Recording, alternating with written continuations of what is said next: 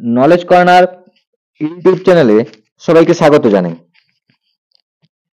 আজ আমি আলোচনা করব ঋতুচর্যা পাঠ্যাংশ থেকে গুরুত্বপূর্ণ যে লং কোশ্চেনটি রয়েছে সেই লং কোশ্চেনটি নিয়ে, অর্থাৎ সেই লং কোশ্চেনটির উত্তর সহ আমি তোমাদের আলোচনা করব।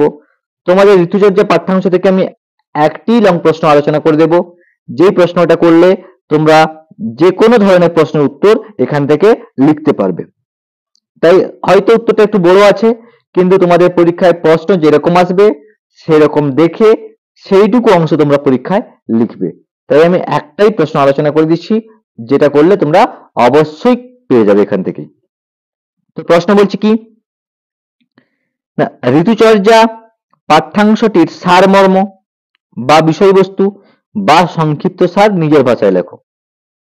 অথবা দেওয়া আছে কি, ঋতুচর্যা পাঠ্যাংশ অবলম্বনে প্রত্যেকটি ঋতুতে কি কি করণীয় এবং কি কি বর্জনীয় তা সংক্ষেপে বিবৃত করো। অথবা আছে, ঋতুচর্যা অনুযায়ী বিভিন্ন ঋতুতে পালনীয় খাদ্যাভ্যাস এবং জীবনশৈলী বর্ণনা করো। অথবা আসতে পারে, ঋতুচর্যা পাঠ্যাংশ অনুসারে ঋতুচক্রের আলোচনা করো, অর্থাৎ 6টি ঋতুচক্র যে আসছে সেগুলো আলোচনা করতে বলছে। অথবা আসতে পারে, ঋতুচর্যা অনুসারে ষড় ঋতুর বৈশিষ্ট্য সুন্দর ও সহজ ভাষায় বর্ণনা করো। অথবা আসতে পারে, বিভিন্ন ঋতুতে আমাদের কি কি বর্জনীয় বিষয় বর্জন করে চলা উচিত তা পাঠ্যাংশ অনুসারে লেখো। অথবাও হতে পারে যে তোমাদের নির্দেশ দিল, তোমাদের হয়তো পরীক্ষায় পড়তে পারে যে উত্তরায়ণের ঋতুগুলো সম্পর্কে আলোচনা করো, অথবা দক্ষিণায়নের ঋতুগুলো সম্পর্কে আলোচনা করো। অথবা দিতে পারে, ঋতুচর্যা পাঠ্যাংশ অনুযায়ী প্রথম 3টি ঋতু অর্থাৎ হেমন্ত, শিশির, বসন্ত এই 3টি ঋতু সম্পর্কে আলোচনা করো। অথবা শেষ 3টে ঋতু গ্রীষ্ম, বর্ষা, শরৎ এই 3টি ঋতু সম্পর্কে আলোচনা করো। যে কোনো প্রশ্নের উত্তর তোমরা এই উত্তরটার মধ্যেই পেয়ে যাবে। তো আলোচনা করছি এই প্রশ্নটির উত্তর। কি বলছে, যে শাস্ত্র পাঠ করলে আয়ু বা জীবন সম্পর্কে বিভিন্ন তথ্য জানা যায় সেই শাস্ত্রকে আয়ুর্বেদ বলে। কারণ আমরা জানি ঋতুচর্যা একটি আয়ুর্বেদ বিষয়ক গ্রন্থ থেকে নেওয়া হয়েছে। তাহলে আয়ুর্বেদ কাকে বলা জানা গেল, যে শাস্ত্র পাঠ করলে আয়ু বা জীবন সম্পর্কে বিভিন্ন তথ্য জানা যায় সেই শাস্ত্রকে আয়ুর্বেদ বলে। এই আয়ুর্বেদ শাস্ত্রের সর্বাপেক্ষা প্রাচীন গ্রন্থ হলো মহর্ষি অগ্নিবেশ কর্তৃক রচিত এবং মহর্ষি চরক কর্তৃক প্রতিসংস্কৃত চরক সংহিতা। বলছে এই যে আয়ুর্বেদ শাস্ত্র তার সর্বাপেক্ষা প্রাচীন গ্রন্থ হলো মহর্ষি অগ্নিবেশ রচিত আর চরক প্রতিসংস্কৃত চরক সংহিতা। এই যে ভূমিকাটা তোমাদের দেওয়া আছে, এই ভূমিকাটা থেকে তোমরা অনেকগুলো শর্ট প্রশ্নের উত্তর পেয়ে যাবে।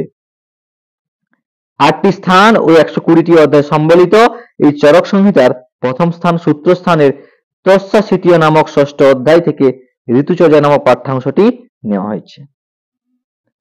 ঋতুচর্যা পাঠ্যাংশে হেমন্ত, শিশির, বসন্ত, গ্রীষ্ম, বর্ষা ও শরৎ এই 6টি ঋতুতে খাদ্যাভ্যাস সংক্রান্ত নিয়মাবলী ও ঋতুর বৈশিষ্ট্য সুন্দর ও সহজ ভাষায় বর্ণনা করা হয়েছে।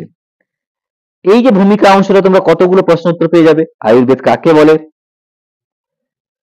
ঋতুচর্যা চরক সংহিতা রচয়িতা কে, ঋতুচর্যা রচয়িতা কে, ঋতুচর্যার উৎস কি, চরক সংহিতা কটি স্থান কটি অধ্যায় রয়েছে, চরক সংহিতার সংস্কারক কে, এগুলো ঋতু কয়টি দেওয়া আছে। তাহলে এতগুলো প্রশ্নের উত্তর তোমরা পেয়ে যাবে। তো শুরু করছি ঋতুগুলোর আলোচনা। প্রথম বলছে কি, হেমন্ত ঋতু, যাকে ইংরেজিতে বলে কি আর্লি উইন্টার। সময়কাল কি না, ঋতুচর্যা অনুসারে ঋতুচক্রের প্রথম ঋতু হলো হেমন্ত ঋতু। অর্থাৎ আমাদের যে ঋতুচর্যা পাঠ্যাংশ রয়েছে সেই পাঠ্যাংশ অনুসারে ঋতুচক্রের প্রথম ঋতু হলো হেমন্ত ঋতু। চরক সংহিতা অনুসারে, কেন চরক সংহিতা অনুসারে বলছি, আমরা জানি বাংলা কি কার্তিক অগ্রহায়ণ হেমন্তকাল, কিন্তু এখানে বলছি অগ্রহায়ণ পৌষ হেমন্তকাল। তাই আমি উল্লেখ করে দিয়েছি চরক সংহিতা অনুসারে বাংলা অগ্রহায়ণ এবং পৌষ মাস এবং ইংরেজি মিড নভেম্বর থেকে অর্থাৎ নভেম্বরের মাঝখান থেকে মিড নভেম্বর থেকে মিড জানুয়ারি মাস নিয়ে হেমন্তকাল। এটি বিসর্গকাল বা দক্ষিণায়নের ঋতু। এটা হলো হেমন্তকালের সময়সীমা। গ্রহণের বিষয় কি না, এই ঋতুতে গোরস অর্থাৎ দুগ্ধজাত দ্রব্য, আখের রস থেকে উৎপন্ন পদার্থ বা খাদ্য পদার্থ, চর্বি জাতীয় খাবার, তৈলাক্ত খাদ্য, নতুন চালের ভাত এবং গরম জল নিয়মিত সেবন করলে আয়ুক্ষয় হয় না, অর্থাৎ মানুষ দীর্ঘায়ু লাভ করে। তারপরে এসে কি না বর্জনীয় বিষয়, শীতের আগমনে অর্থাৎ হেমন্তকালে হালকা বায়ু ও কফ উৎপন্নকারী খাদ্য পানীয় সমূহ বর্জন করা উচিত। অল্প আহার ও জলে গোলা ছাতু বর্জন করা উচিত।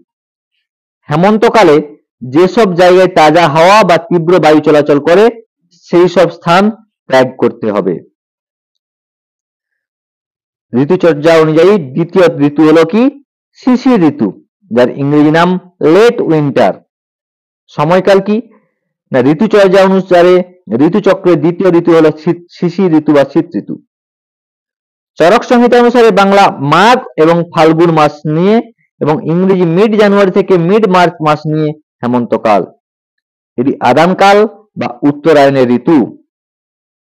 গ্রহণীয় বিষয় কি না শিশির অর্থাৎ শীতকাল ও হেমন্তকাল অনেকটাই একই ধরনের ঋতু, তাই হেমন্ত ঋতুর সমস্ত বিধিনিষেধ শীতকালেও পালন করা উচিত।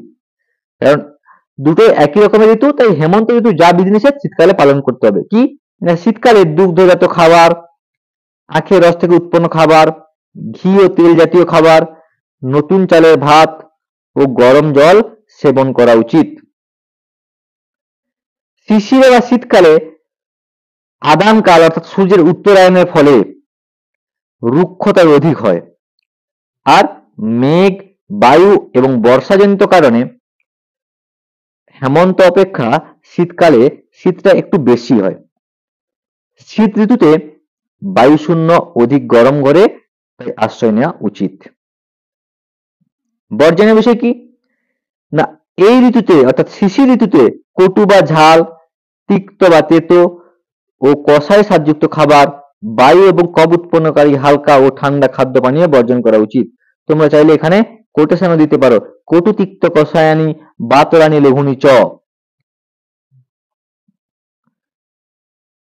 তারপর ঋতু কি না বসন্ত ঋতু। কি বলছে সময়কাল, যার ইংরেজি নাম কি বসন্ত ঋতু স্প্রিং। সময়কাল কি না ঋতুচর্যা অনুসারে ঋতুচক্রের তৃতীয় ঋতু হলো বসন্ত ঋতু। চরক সংহিতা অনুসারে বাংলা চৈত্র ও বৈশাখ মাস এবং ইংরেজি মিড মার্চ থেকে মিড মে মাস নিয়ে বসন্তকাল। এটি আদানকাল বা উত্তরায়ণের ঋতু। পালনীয় বিধি কি বসন্তকালে না বসন্তকালে বলছে শীত ঋতুতে সঞ্চিত শ্লেষ্মা বা কফ সর্দি কাশি বসন্তকালে সূর্যের প্রচন্ড তাপে গলে গিয়ে শরীরস্থ অগ্নিকে অর্থাৎ হজম শক্তিকে বাধা দান করে, ফলে খিদে নষ্ট হয়ে যায় এবং শরীরে বহুবিধ রোগ উৎপন্ন করে। তাই বসন্ত ঋতুতে কফ কমানোর জন্য বমি ইত্যাদি কার্যসমূহ করতে হবে। তস্মাৎ বসন্তে কর্মাণি বমনাদিনী কারয়েত, তাই বসন্তকালে বমি প্রভৃতি কার্য করতে হবে। বর্জনীয় বিধি কি না বসন্তকালে ভারী খাবার, টক জাতীয় ও মিষ্টি জাতীয় খাবার, তৈলাক্ত খাবার বা তৈলযুক্ত খাদ্য পানীয় বর্জন করতে হবে। বসন্ত ঋতুতে দিবা স্বপ্ন অর্থাৎ দিবা নিদ্রা ত্যাগ করতে হবে। কি বলছে গুর্বম্ল স্নিগ্ধ মধুরং দিবা স্বপ্নং চ বর্জয়েত। গুর্বম্ল স্নিগ্ধ মধুরং দিবা স্বপ্নং চ বর্জয়েত। পরবর্তী ঋতু কি গ্রীষ্ম ঋতু সামার। সময়কাল কি না ঋতুচর্যা অনুসারে ঋতুচক্রের চতুর্থ ঋতু হলো গ্রীষ্ম ঋতু। চরক সংহিতা অনুসারে বাংলা জ্যৈষ্ঠ ও আষাঢ় মাস এবং ইংরেজি মিড মে থেকে মিড জুলাই মাস নিয়ে গ্রীষ্মকাল। এটি আদানকাল বা উত্তরায়ণের ঋতু। গ্রহণীয় বিষয় কি না গ্রীষ্মকালে সূর্য তার প্রখর কিরণে জগতের রসাদি অর্থাৎ আর্দ্রভাব শোষণ করে জগৎকে শুষ্ক করে দেয়। তাই গ্রীষ্মকালে স্বাদু, শীতল, তেলযুক্ত এবং তরল খাদ্য পানীয় সেবন হিতকর। গ্রীষ্মকালে যেসব ব্যক্তি ঘি, দুধ এবং শালি ধানের ভাত ভোজন করে তাদের অবসন্ন হতে হয় না। ঘৃতং পয়স শাল্যান্নং ভজন গ্রীষ্মে ন সিদতি। বর্জনীয় বিষয় কি না এই ঋতুতে লবণযুক্ত, টক জাতীয়, কটু অর্থাৎ ঝাল জাতীয় এবং গরম খাদ্য পানীয় বর্জন করা উচিত। গ্রীষ্মকালে ব্যায়াম বর্জন করতে হবে। তাই বলছে কি লবণাম্ল কটু স্নানি ব্যায়ামং চ বিবর্জয়েত। পরবর্তী ঋতু বর্ষা ঋতু অর্থাৎ রেইনি। সময়কাল ঋতুচর্যা অনুসারে ঋতুচক্রের পঞ্চম ঋতু হলো বর্ষা ঋতু। চরক সংহিতা অনুসারে শ্রাবণ ও ভাদ্র মাস এবং ইংরেজি মিড জুলাই থেকে মিড সেপ্টেম্বর মাস নিয়ে বর্ষাকাল। এটি বিসর্গকাল বা দক্ষিণায়নের ঋতু। গ্রহণীয় বিষয় কি না বর্ষাকালে ভূমি থেকে বাষ্প উঠতে থাকে, মেঘ থেকে বৃষ্টি হয় এবং জলে অম্লত্ব বৃদ্ধি পায়। তাই এই সময় অগ্নিবল অর্থাৎ হজম শক্তি ক্ষীণ হয়, ত্রিদোষ অর্থাৎ বাত পিত্ত কফ এর প্রকোপ বৃদ্ধি পায়। তাই বর্ষাজনিত শীতের দিনে শারীরিক বায়ু প্রশমনের জন্য পর্যাপ্ত মাত্রায় টক জাতীয়, লবণাক্ত ও তৈলাক্ত খাদ্যদ্রব্য গ্রহণ করা উচিত বা খাওয়া উচিত। শেষ ঋতু বলছে কি শরৎ ঋতু বা অটম। সময়কাল কি বলছে না ঋতুচর্যা অনুসারে ঋতুচক্রের ষষ্ঠ ঋতু বা অন্তিম ঋতু হলো শরৎ ঋতু। চরক সংহিতা অনুসারে আশ্বিন ও কার্তিক মাস এবং ইংরেজি মিড সেপ্টেম্বর এবং মিড নভেম্বর মাস নিয়ে শরৎকাল। মিড সেপ্টেম্বর থেকে মিড নভেম্বর মাস নিয়ে শরৎকাল। এটি বিসর্গকাল বা দক্ষিণায়নের ঋতু। গ্রহণীয় বিষয় কি না বর্ষায় শীতে অভ্যস্ত শরীর হঠাৎ শরৎকালে সূর্য কিরণের তাপে গরম হলে শরীরে জমে থাকা পিত্তের প্রকোপ বৃদ্ধি পায়। তাই শরৎকালে ক্ষুধা পেলে মধুর বা মিষ্টি, লঘু বা হালকা, ঠান্ডা, তেতো, পিত্ত প্রশমনকারী অন্নপানাদি সঠিক মাত্রায় ভোজন করা উচিত। শরৎকালে সাদা ফুলের মাল্য ধারণ, নির্মল বস্ত্র পরিধান এবং সন্ধ্যায় চন্দ্রকিরণ সেবন করা হিতকর। এই হলো তোমাদের ঋতুচর্যার যে লং প্রশ্ন, সেই লং প্রশ্নের উত্তর সহ আলোচনা।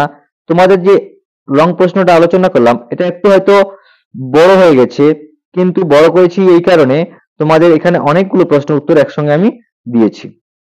এটা যদি নামকরণের সার্থকতা পড়ে তোমরা পুরোটা আলোচনা করার পর শেষে লিখবে কি যে সম্পূর্ণ পাঠ্যাংশটিতে ঋতু বা 6টি ঋতুর আলোচনা করা হয়েছে, তাই আলোচনা বা চর্চা করা হয়েছে, তাই পাঠ্যাংশটির নাম ঋতুচর্যা সার্থক হয়েছে, বিষয়কেন্দ্রিক নামকরণ হয়েছে।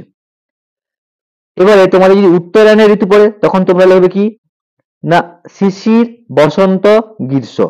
আবার যদি দক্ষিণায়নের ঋতু পড়ে তখন লিখবে বর্ষা, শরৎ, হেমন্ত। যদি পড়ে 3টে ঋতু বর্ণনা তাহলে 3টে ঋতু সম্পর্কে বর্ণনা দেবে।